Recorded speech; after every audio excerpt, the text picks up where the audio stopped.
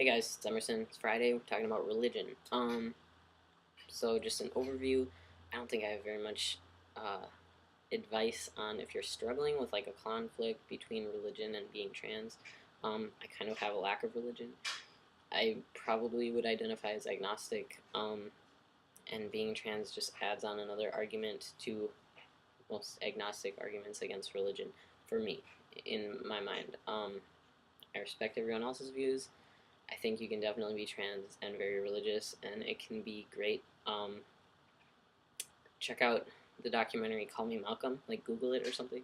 Um, and I don't know, maybe they'd have it at a library, or I don't think you could find it online to stream. But it's a really great documentary about this guy Malcolm who became a pastor. He came out in seminary. It's about his whole experience. I'd really recommend it. And I think if you're struggling with like a internal conflict with like being transgender and being religious, it would probably be a little helpful. So basically, I just want to tell a little story about coming out to my church through my dad, sort of. And I don't know, I'll probably leave it at that because I don't have too much to say. Um, Actually, I do have a lot to say about religion, but anyway, I have always struggled with religion and believing in a deity. And my parents are slightly religious. They hold their views, but they're not really crazy about them.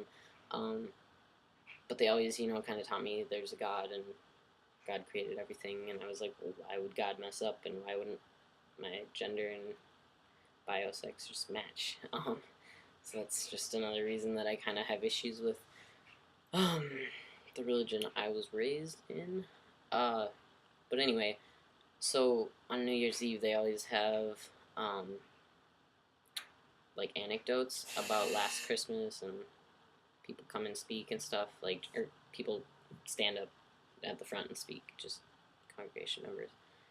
My dad talked to the pastor about just kind of talking about how this Christmas was different, and she was like, "Yeah, that sounds great," and he did it. I wasn't there. It's kind of a weird way for to come out to a whole congregation, I guess, but it worked. It was an amazing support network for my parents because everyone was amazing. We already had a trans individual at our church, so we knew it would be fine. Um, it really kind of restored faith in humanity for me because everyone was really great. And it helped my mom because she was still kind of having a tough time getting used to everything. She was always supportive, but struggled with it at first. So yeah, that's just a little story about the congregation I grew up in, and um, how it's probably a lot different from some people's, like Catholic or anything, because like you know, a lot of places like even just being gay would be an issue, let alone and trans is just even more of an issue. So that's just a little story to give you an idea of the religious community I grew up in. Um, I still like going to church because I think it's a great community. At UCC churches, they're all really open, and welcoming. And honestly, I really like some of the music. We have an awesome organ there, and the people are just really down to earth. Some of them also are agnostic, and they just kind of feel the same about enjoying the community there. So yeah, that's an overview of my religious views, being non-existent but still kind of going to church. Um, yeah, like I said, if you're struggling with kind of internal conflict, I would check out Call Me Malcolm, the documentary.